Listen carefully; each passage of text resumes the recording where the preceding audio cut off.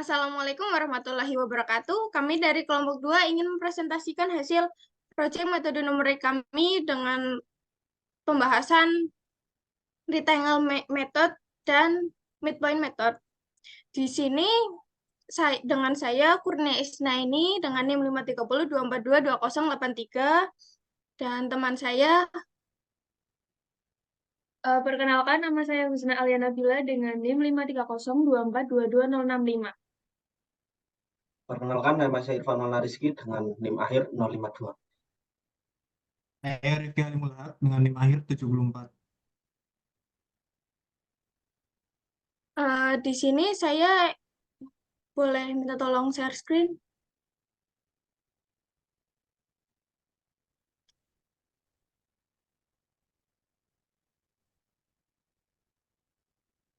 Di sini saya ingin menjelaskan pada bagian dasar teori.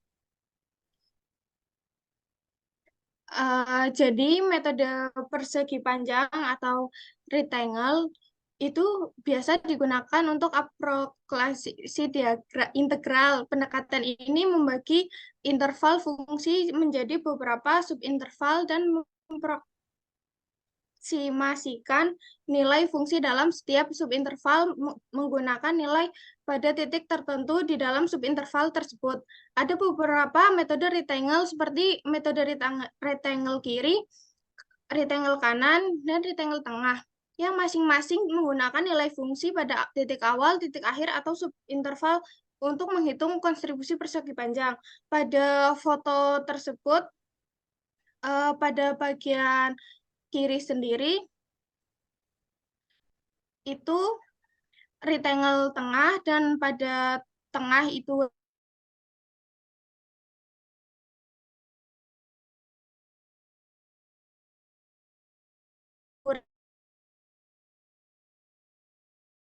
pocokan. Di bawahnya itu terdapat dua rumus untuk menghitung rectangle.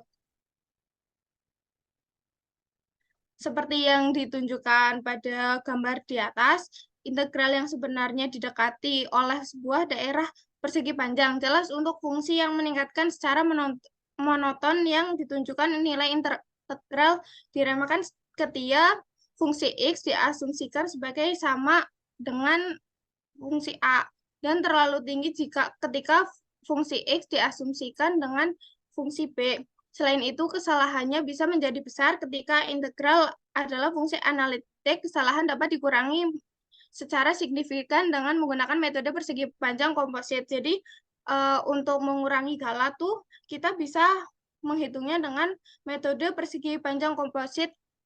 Nah, jadi perbedaannya itu pada metode persegi panjang komposit menggunakan 4 titik. Dan pada contoh di sini itu menggunakan rectangle kiri. Boleh ke bawah, Bil. Nah, ini rumus untuk menghitung rectangle persegi panjang komposit. Bil, lanjut. Lalu di sini saya ingin menjelaskan metode titik tengah atau midpoint. Titik tengah digunakan dalam beberapa metode numerik untuk mengaproksimasi nilai fungsi pada suatu interval. Dalam konteks metode rectangle tengah menggunakan nilai fungsi pada titik tengah subinterval untuk menghitung luas persegi panjang yang mempresentasikan kontribusi fungsi dalam subinterval tersebut. Jadi untuk gambaran metode titik tengah itu seperti ini. Nah, untuk pada bagian gambar tersebut terdapat F AB per 2 itu dihubungkan untuk mencari bisa kata lain itu C untuk di enggak ada kursor. AB per 2 ini untuk pengganti Fx. Ke bawah, Bil. Nah, benar. Untuk menghitung metode titik tengah itu bisa menggunakan rumus di sini. Ya, itu. Benar, ke atas. Nah, metode ini digambarkan secara grafis pada gambar 9-10 seperti yang dapat dilihat, nilai-nilai integral masih didekati sebagai luas persegi panjang, tetapi dengan perbedaan penting luasnya adalah luas persegi panjang yang setara. Hal ini ternyata lebih akurat daripada metode persegi panjang karena untuk fungsi monotik seperti yang ditunjukkan pada gambar, daerah-daerah di bawah kurva yang diabaikan mungkin kurang lebih diimbangi oleh daerah-daerah di atas kurva yang disertakan. Namun, hal ini tidak benar untuk semua kasus, sehingga metode ini mungkin masih kurang akurat seperti pada metode persegi panjang. Akurasinya dapat ditingkatkan dengan menggunakan metode titik tengah komposit, seperti halnya metode rectangle untuk mengurangi galat. Pada metode midpoint itu juga bisa menggunakan metode titik tengah komposit. Nah, gambar metode titik tengah komposit itu kurang lebih sama dengan metode rectangle yang komposit. Terdapat 4 titik dan tampilannya seperti gambar 9-11 tersebut. Dalam metode titik tengah komposit, domain AB dibagi menjadi n subinterval integral dalam subinterval dihitung dengan metode titik tengah dan nilai seluruh integral adalah diperoleh dengan menambahkan nilai-nilai integral dalam subinterval. Hal ini ditunjukkan pada gambar tersebut. Boleh ke bawah, Bill.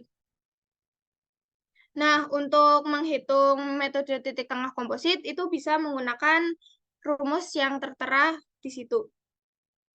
Ketika subinterval memiliki lebar yang sama, persamaan di atas itu dapat disederhanakan menjadi rumus itu. Persamaan 9.7 adalah rumus untuk metode titik tengah komposit untuk kasus di mana subinterval memiliki lebar H yang sama. Mungkin untuk dasar teori cukup sekian. Selanjutnya untuk studi kasus 1 itu mengenai rectangle method. Itu akan dijelaskan oleh teman saya, Irfan Maulana. Disilahkan. Baik, terima kasih Mbak Kurnia. Oke, di sini saya akan menjelaskan mengenai studi kasus yang penyelesaian menggunakan rectangle method.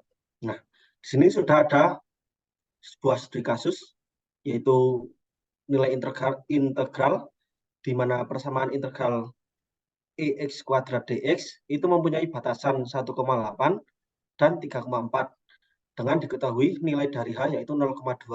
Nah, untuk penyelesaian di sini itu Fx sama dengan E pangkat X.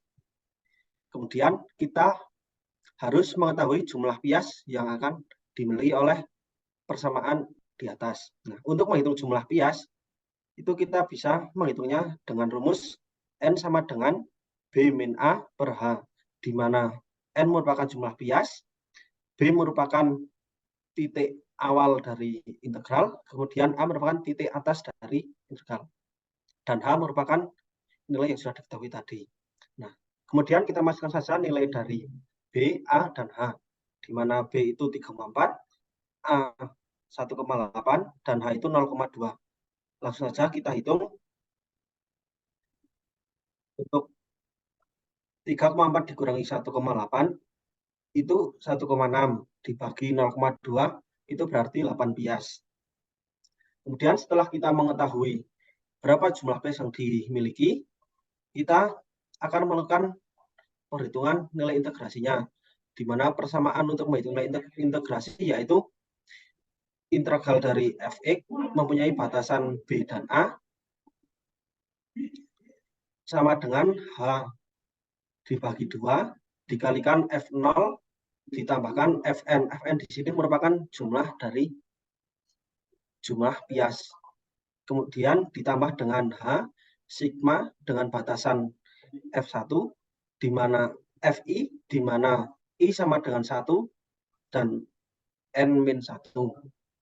Kemudian diperoleh persamaan H per 2 dikalikan F plus F8, F0 plus F8 ditambah H dikalikan F0 ditambah F1, F2, F3, F4, F5, F6, dan F7. Di mana nilai itu merupakan hasil dari Fn dikurangi 1. Kemudian kita masuk ke dalam perhitungannya. Nah, di sini sudah ditampilkan dalam bentuk tabel di mana R merupakan jumlah bias dan kemudian XR merupakan batasan dan FXR merupakan hasil dari fungsi fx tadi. Nah, di sini kita mempunyai 8 bias yaitu dari 0 sampai 8 di mana nilai batasannya itu pada bias ke 0 atau bias pertama itu 1,8. Kemudian untuk menghitung bias selanjutnya itu kita hanya menambahkan dari bias sebelumnya ditambahkan 0,2 yaitu H yang tadi. Nah, di sini diketahui bias 0 itu 1,8 ditambah 0,2 itu sama dengan 2. Begitupun seterusnya sampai dengan bias ke 8 yaitu 3,2 ditambah 0,2. Setelah kita mengetahui nilai dari XR, kemudian kita akan menghitung nilai dari FXR, di mana nilai FXR ini diperoleh dari nilai eksponen dikalikan dengan nilai XR, di mana eksponen itu kita bisa hitung menggunakan kalkulator. E dikalikan 1,8 itu nanti hasilnya adalah 6,050. Kemudian yang kedua itu atau bias yang kedua itu eksponen dikalikan 2 yaitu 7,389. Begitu seterusnya sampai dengan bias ke 8. Setelah kita mengetahui, kita juga bisa menghitung melalui tabel. Tapi di sini saya menggunakan cara yang manual, di mana integral dari batasan 0,2 dan 1,8 eksponen X pangkat X dx sama dengan H dibagi 2, kemudian dikalikan dengan F0 ditambahkan Fn, kemudian ditambahkan H dikalikan F1 ditambah sampai dengan Fn-1. Nah, di sini sudah saya terangkan yaitu H per 2 atau 0,2 dibagi 2 dikalikan F0 ditambah F8, F0 bernilai 6,050 ditambah dengan 29,96. Kemudian ditambah 0,2 dikalikan dengan jumlah dari F0 ditambah F1 sampai dengan F7. Kemudian diperoleh hasil 23,994. Itu merupakan hasil dari nilai integrasi persamaan di atas. Nah, kemudian kita akan menghitung nilai eksak, di mana nilai eksak ini diperoleh dari nilai eksponen pangkat X dx yang berjumlahkan eksponen X mempunyai batasan 1,8 dan 3,4. Kemudian langsung saja kita masukkan batasannya di mana eksponen pangkat batasan A dikurangi dengan eksponen dengan batasan B. Nah, eksponen dengan batasan A 3,4 ini merupakan hasilnya 29,962 dikurangi dengan eksponen hasil dari pangkatan 1,8 yaitu 6,050. Kemudian tinggal kita kurangi saja hasilnya yaitu 23,914. Nah, kemudian setelah kita memperoleh nilai eksaknya, kita mencari galat atau error dari persamaan di atas, yaitu persamaan dari integrasi persamaan dari nilai eksak dikurangi dengan hasil dari integrasi, di mana nilai eksak itu bernilai 23,914 dikurangi nilai dari hasil integrasi yaitu 23,994. Dan diketahui nilai galatnya yaitu negatif 0,080. Mungkin itu penyelesaian dan penjelasan dari studi kasus yang pertama yang menggunakan metode Reintegral method. Nah, di sini saya menggunakan metode yang komposit untuk memperkecil kemungkinan nilai errornya. Mungkin itu penjelasan yang dapat saya sampaikan. Untuk studi kasus yang kedua akan dijelaskan oleh teman saya, itu Husna. Terima kasih atas waktunya. Di sini saya Husna akan menjelaskan studi kasus yang kedua mengenai midpoint method, di mana tertera terdapat soal di mana disuruh untuk menghitung integral dengan batas 0 sampai 1 dengan nilai fungsi fx1 per x plus 1 dx jika h memiliki nilai 0,05. Di sini terdapat penyelesaian di mana fx adalah 1 per x plus 1. Setelah itu, setelah mengetahui nilai fx, maka dicari nilai jumlah bias, di mana jumlah bias merupakan n. Dengan rumus awal, h sama dengan b min a per n, lalu dibalik dengan nilai n yang berada yang akan dicari, lalu rumusnya adalah b min a plus h, di mana b adalah nilai akhir, batas akhir, dan a merupakan batas awal, dan h merupakan nilai yang sudah diketahui. Dengan nilai b merupakan batas akhirnya adalah 1, lalu nilai batas akhir awalnya adalah 0, dengan nilai h-nya adalah 0,05, didapatkan 1 per 0,05 adalah 20 bias. Setelah mengetahui nilai biasnya, maka selanjutnya menghitung integral. Di mana rumus awalnya adalah mencari integral dengan batas a sampai b dengan rumus fx dx dengan rumus h dikali jumlah dari i sama dengan 0 sampai batas akhirnya n-1 dengan fungsi i plus setengah, di mana rumus mencari integralnya adalah integral dengan batas 0 sampai 1 dengan fungsi fx1 per x plus 1 dx. Lalu di sini ada h dikali jumlah sigma dari i sama dengan 0 sampai 19 fi plus setengah. Di mana i-nya dimulai dari 0 sampai 19.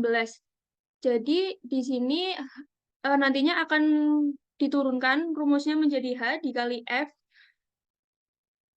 setengah didapatkan nilai i adalah 0 plus setengah. Jadi 0 tambah setengah adalah setengah. Selanjutnya yang kedua adalah fi yang kedua adalah i-nya adalah 2 plus setengah, maka didapatkan f 3 per 2. Dan selanjutnya sampai batas yang terakhir adalah 19, di mana i-nya adalah 19 plus setengah, dan didapatkan f 39 per 2. Selanjutnya, di sini terdapat tabel yang menjelaskan bahwa ada nilai R yang merupakan nilai dari jumlah piasnya. Pias yang pertama adalah 0, dengan xi-nya adalah 0, dan xi plus setengahnya adalah 0,025. Lalu ini untuk fungsi dari yang tadi 1 per x plus 1 didapat 0,9756.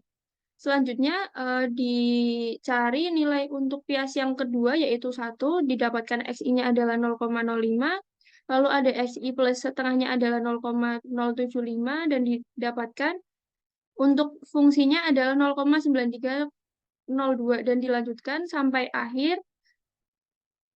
Lalu dijumlahkan dan menghasilkan nilai 13,8613. Nah, selanjutnya jika sudah ditemui jumlahnya, maka ini kembali kepada rumus awal, di mana rumus awalnya adalah h dikali f setengah sampai f 39,2, didapatkan bahwa 0,05 dikali jumlah akhirnya yaitu 13,86 1382, didapatkan bahwa nilai integral dengan batas 0 sampai 1 dengan fungsi 1 per x plus 1 dx, maka didapatkan integralnya adalah 0,6930691. Sekian, selanjutnya akan dijelaskan oleh teman saya yaitu Rifki.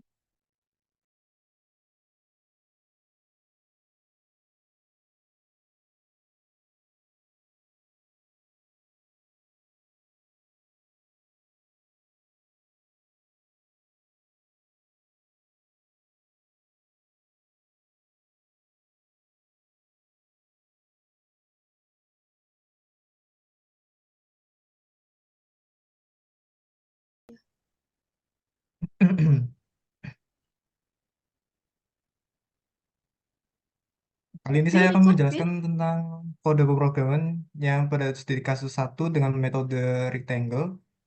pada baris pertama kita mengimport symbols exp, integrate, dan simpy pada modul simpy. Lalu kita mendeklarasi simbol. Setelah itu mendefinisikan fungsi f sebagai fungsi apa ini? Fungsi eksponensial. Lalu kita menentukan batas integralnya. Setelah itu menginisialisasi nilai integral yang sama dengan 0. Lalu kita mencetak nilai integral dan xval pada setiap iterasi. Setelah itu kita looping dengan rumus yang telah Mas Irfan jelaskan, disesuaikan pada kode Python. Lalu hasilnya akan dipanggil untuk menampilkan hasil akhir. Nah, hasilnya, sebentar, saya run. Nah, hasilnya akan seperti ini. Selanjutnya, saya akan bahas tentang eh, studi kasus kedua dengan metode midpoint. Yang pertama, kita mengimpor lagi modul simpy. Lalu kita membuat fungsi yang telah disesuaikan dengan rumus yang telah dijelaskan oleh Mbak Husna. Setelah itu kita menginput fungsi dari pengguna yang X sama dengan simbol tadi, lalu function sama dengan 1 per X plus 1, yaitu persamaan yang tadi di studi kasus. Lalu kita me- mendefinisikan batas integral yang tadi, yang batas awalnya adalah 0 dan batas akhirnya adalah 1. Lalu kita mendefinisikan panjang langkah, yaitu sama dengan 0,05. Setelah itu kita menggunakan metode midpoint, memanggilnya. Setelah memanggilnya, kita menampilkan hasil akhir. Lalu coba kita run, hasilnya seperti apa. Ya, hasilnya akan seperti ini. Oke, sekian jelasan dari saya. Saya lemparkan kepada teman saya. Silakan. Terima kasih atas waktunya Mas Rifki dan teman-teman yang lain. Mungkin cukup sekian dari kelompok kami. Mohon maaf jika masih banyak kekurangan. Wassalamualaikum warahmatullahi wabarakatuh. Waalaikumsalam warahmatullahi wabarakatuh.